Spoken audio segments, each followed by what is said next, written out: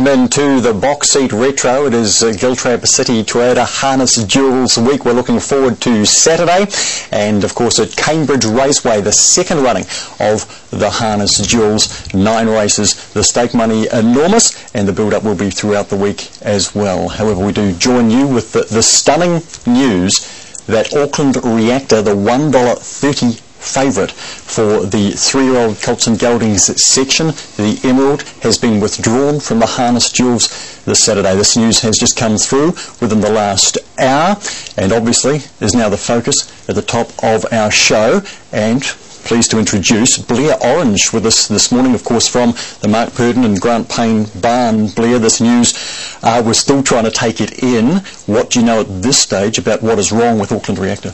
I had a brief conversation with Mark this morning, and he said it's neurological, the problem, and which is it's either in the neck area or in the spine, and he's going to come home and undergo some further tests just to really pinpoint what the problem is. Obviously, at this stage, too early to tell what the long-term prognosis might be? Yeah, it probably is, Mark. You know, I just had the brief conversation with the boss, and yeah, it's not good, but you know, in the same time, it might not be as bad as what it is either.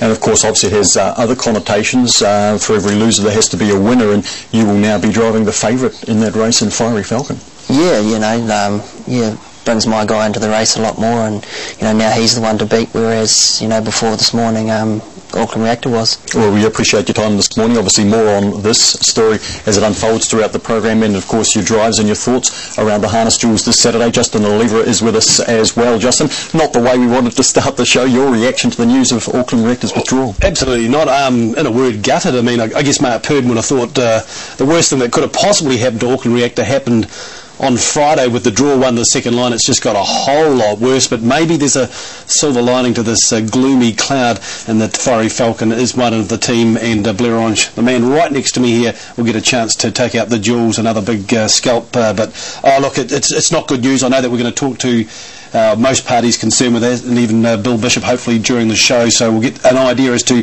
what exactly the issues are and a little bit more about this cinematography. And we take this opportunity to welcome to the panel Michael Guerin from our Hamilton studio. As a journalist, Michael, this is something obviously that makes very good stories, but not good news overall, obviously, for the Jewels Day on Saturday. I totally agree, Mark. Good morning to you, to Blair, to Justin, to those watching at home. The day started so well too. Got up early this morning to watch Scott Dixon win the Indy 500. It was a huge way to start the day. From one Kiwi champ to the next, though, the news not so good. This is part of horse racing. We all know this, of course. For punters, the information is crucial. If you back the horse on the futures markets, if you took Auckland Reactor at the $1.20, through your rugby bets, through netball, cricket, through other horse racing bets, you've lost. In the futures market, you have lost. This is the final field market, which is a different animal altogether. If you backed Auckland Reactor on the final field market, which opened at lunchtime on Friday, you will get your money back. Any all-up bets, any multi-bets through the final field betting, for example, if you had bets after Friday, if you had a treble involving 2 other horses and Auckland Reactor is scratched, that treble basically becomes a double. So any bets in the futures markets, any bets placed before Friday on Auckland Reactor, even as a component of another bet, that entire bet is gone. Any bets placed since Friday, since the fields came out, you get refunded on Auckland Reactor. Any multi-bets, including him, therefore shorten up to become, for example, a treble becomes a double. If you backed any horse in that race, like Fiery Falcon, at the odds on Friday, and then Auckland Reactor has been scratched, your total return reduces by 62%.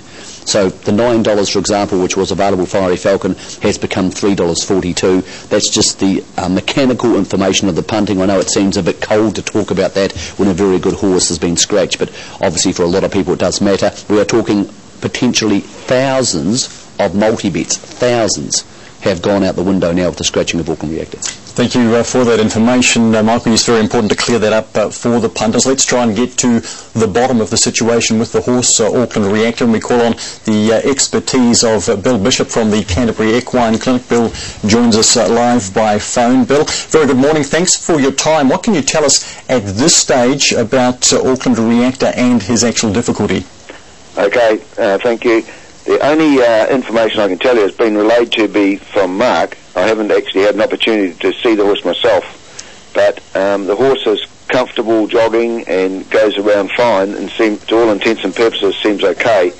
But when apparently worked really well on Wednesday, and then on Friday worked okay, and then I think when just over the weekend they worked him and he goes along, and then when he's pacing just experiences what appears to be an acute pain and just pulls him up, and it's a sporadic sort of thing, so he can pace okay for a round and then just really, go into a sort of real gait abnormality. Bill, obviously the horse is in Auckland at the moment. How soon will you be able to see him?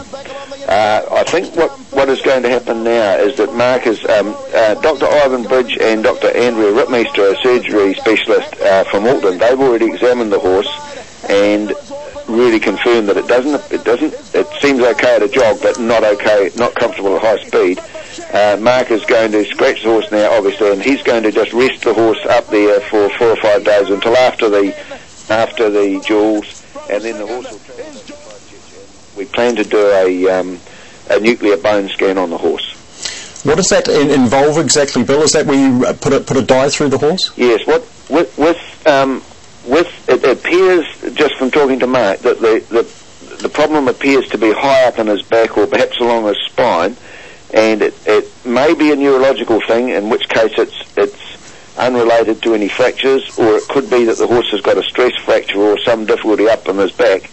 When you get up in those areas where there's a big thickness of the horse, it's virtually impossible to get an accurate X-ray.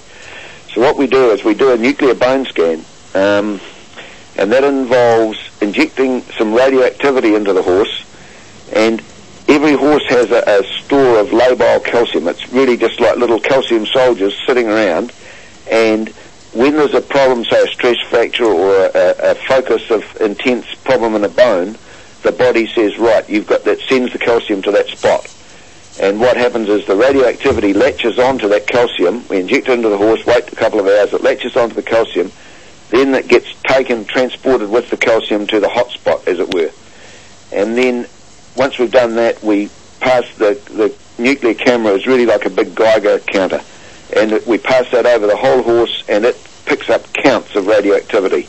So say as they go up the leg, it might be 20, 40, 80, 20, and then suddenly 1600. And you know that there's a hot spot, and the computer involved in the procedure generates an image of the horse and shows this hot spot, and that enables us to localise on that area and do some further diagnostics. What do you think the long-term prognosis could be for the horse, Bill, or does it very much depend on what you see out of that? It very much depends on, doing another clinical examination of the horse when he gets down here. Mark reports that the horse, to all intents and purposes, is perfectly healthy. He's walking around fine, he's eating well, everything about the horse is fine, except he's just got this problem at high speed. We've got to determine whether it is a neurological thing where there could be some nerve involvement, or whether it's a stress fracture type thing. And if there is a stress fracture, we should be able to pick that up on the nuclear bone scan. And then once we've done that, it's just a matter of making a diagnosis and then determining the best course of treatment. Okay, Bill, look, we appreciate your thoughts there, particularly not having seen the horse, but giving us a rundown of what will happen to Auckland Reactor. Thanks for your time, and well, hope all goes well for you when you do get to see the horse and perform those procedures. We'll take a break here on the Box Seat Retro, and well, we've got plenty more of hardest duels to come for you, of course. We still have 9 tremendous races, just sadly no Auckland Reactor this Saturday.